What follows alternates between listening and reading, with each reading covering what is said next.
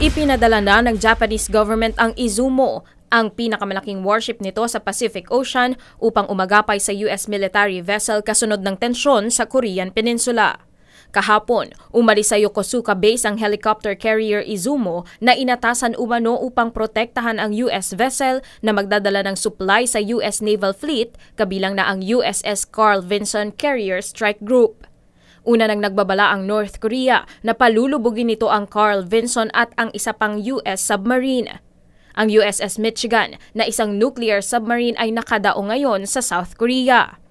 Ayon sa South Korea, magkakaroon ng military drill ang kanilang Navy kasama ang US Strike Group. Nagsimula ang tensyon sa Korean Peninsula nang kondenahin ng Estados Unidos ang ilang beses na pagsasagawa ng nuclear at missile tests ng North Korea.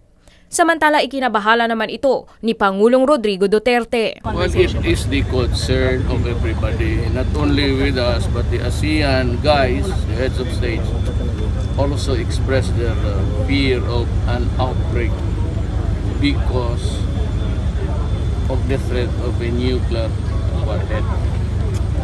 Ang fallout niyan, ang fallout niyan would include China, alam nila, and pati tayo.